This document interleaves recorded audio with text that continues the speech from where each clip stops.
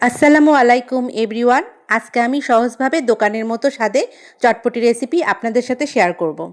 গতকাল রাতে চটপটির ডাউলটা আমি ভিজিয়ে রেখেছিলাম। এখন কুকারে সিদ্ধ করে নিচ্ছি।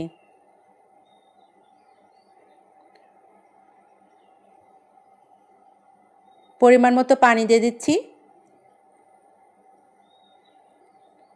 সামান্য পরিমাণ লবণ দিয়ে দিচ্ছি।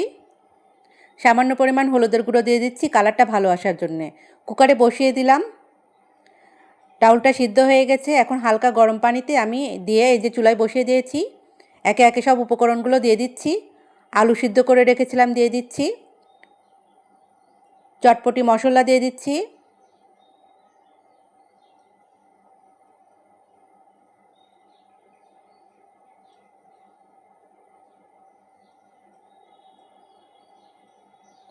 পেঁয়াজ কুচি, কাঁচামরিচ কুচি দিয়ে দিচ্ছি।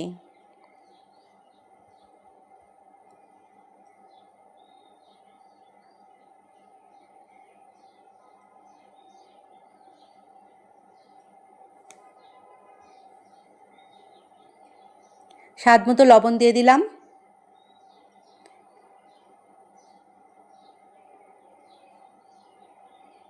এবার ঢাকনা দিয়ে ঢেকে কিছুক্ষণ জাল করব।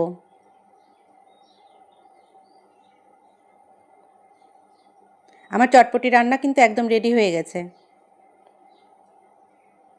তেঁতুলের টকটা বানিয়ে নিচ্ছি।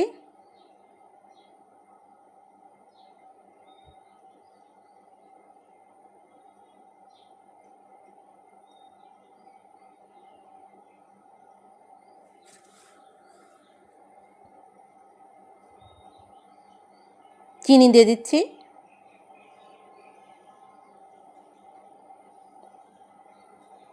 তেঁতুলের টকটা কিন্তু রেডি হয়ে গেছে। ডিম সেদ্ধ করে রেখেছিলাম, ওটা চটপটির উপর গ্রেট করে দিচ্ছি।